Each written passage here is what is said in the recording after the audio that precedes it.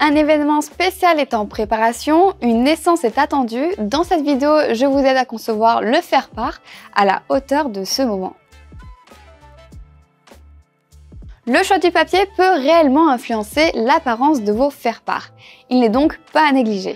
Pour un aspect naturel et rustique, optez pour du papier texturé ou du papier offset. Ces types de papier non couchés présentent une texture poreuse, légèrement rugueuse, qui absorbe l'encre pendant l'impression. Les couleurs sont donc légèrement plus pâles. D'ailleurs, le papier texturé est particulièrement apprécié pour les faire-part, notamment en raison de son épaisseur qui lui confère une meilleure tenue et une belle opacité. Si vous souhaitez un aspect plus moderne et si vous envisagez d'ajouter des finitions comme un pelliculage, du vernis ou de la dorure, choisissez plutôt un papier couché, mat ou brillant. Ce type de papier offre un rendu lisse qui met en valeur les éventuelles finitions.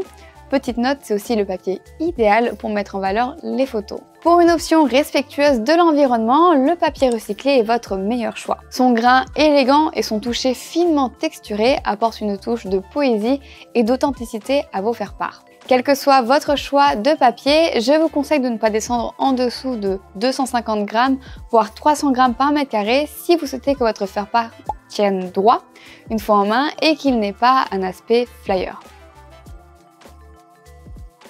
Pour personnaliser votre faire-part, vous avez le choix entre 3 finitions. Le pelliculage qui offre une couche protectrice qui améliore la résistance en créant une finition lisse. Il est idéal pour un aspect élégant et moderne et il est surtout nécessaire en cas d'ajout d'une dorure ou de vernis à votre faire-part. Le vernis crée un effet de relief et de surbrillance qui capte l'attention tout en procurant une sensation agréable au toucher. Cette finition est parfaite pour un design raffiné et contemporain. Enfin, la dorure apporte une touche de luxe à vos faire-part.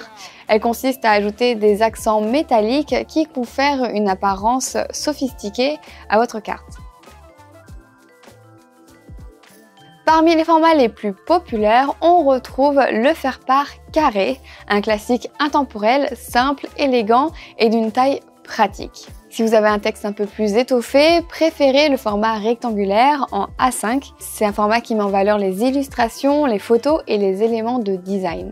En plus de ces deux formats universels, 2 plis sont également très appréciés. Le pli fenêtre parfait pour les invitations et le pli centré, un format classique qui fonctionne aussi très bien. Enfin, si vous souhaitez vraiment vous démarquer, pourquoi ne pas envisager une découpe personnalisée? Par exemple, les faire-part en forme d'arche sont très en vogue et ajoutent cette touche d'élégance très appréciée.